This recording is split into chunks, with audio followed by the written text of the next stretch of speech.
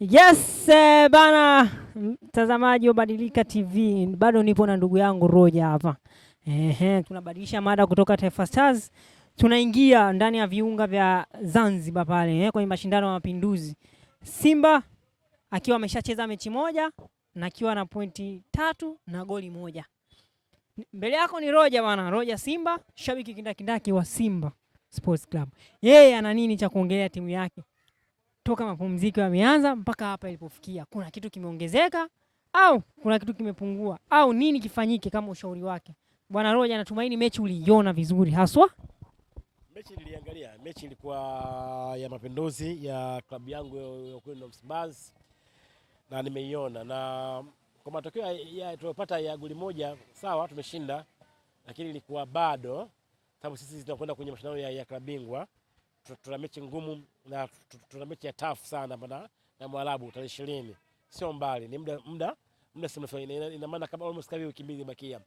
Kwa hiyo tunahitaji sana maandalizi ya makubwa zaidi kwa staili ya juzi na tunayoiona kwa ile mechi ya juzi kwenye Mapinduzi. Mimi naamini tunahitaji mabadiliko ya hali ya juu, wachezaji, benchi la ufundi kwa ujumla, yahitaji vitu vifanyike, na hivyo vitu vifanyike ili tuweze kwenda mbele, ili tuweze kumove, kumtoa Mwarabu na kwenda kwenye hatua ya robo finali.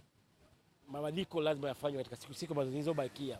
Bila hivyo tunaweza tukaishia hatua hii ya makundi. Kwa nini nasema hivyo?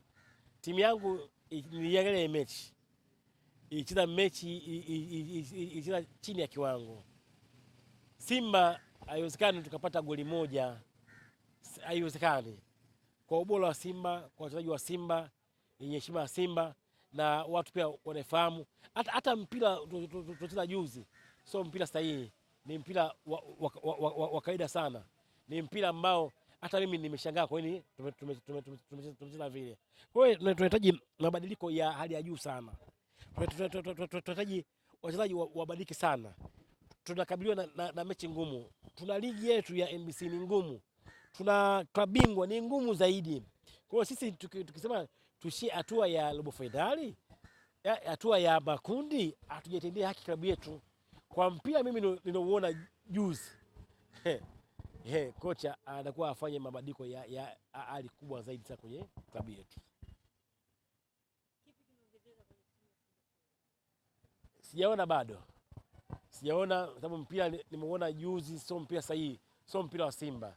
Bado kiwezekana, labda tumpe nafasi na tumpe muda kocha, tumuone anafanyaje, na wachezaji wetu vivi nao pia wabadilike, wapambane, waonyeshe nini ambao Simba wanachokitaji. Bila hivyo tunaishia katika hatua hii ya makundi.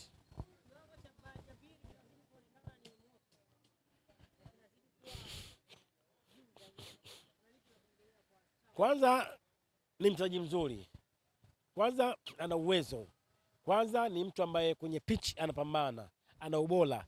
Mchezaji utamjua huyu mchezaji au sio mchezaji.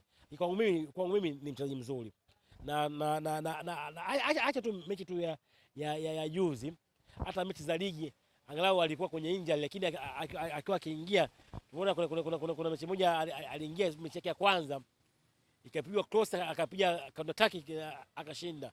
Ni mechi yake ya kwanza, na bado na watu wakajua kweli huyu kweli ni ana ubora, huyu kweli ni mchezaji. Kwangu mimi nasema tuna mtu mzuri, tuna mtu bora, na kadi siku zinazidi kwenda bila injury yake ambayo inakuja inaondoka inamsumbua, mimi na imani angekuwa mchezaji bora Tanzania na mchezaji mwenye viwango, lakini ni bado muda nao na nafasi anao, na tunaona anapambana na vile anavyoonyesha uwezo wake.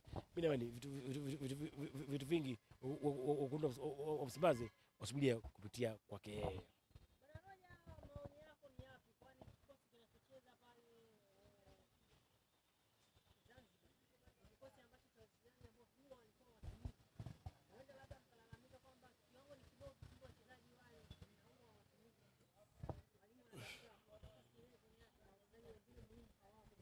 Mchezaji yeyote ambaye anasajiliwa Simba au upo kwenye kikosi cha Simba, ina maana watu walikuona wewe unaweza. Sawa. Klabu kama Simba ni klabu kubwa sana barani Afrika, kwa duniani kwa ujumla. tumeshatoa wachezaji wengi sana. Kwa hiyo ukisha kuja pale usije kwa majaribio, ukipewa nafasi cheza, onyesha, sawa, mpaka watu wamekuona jicho la tatu, yule anafaa kuja pale.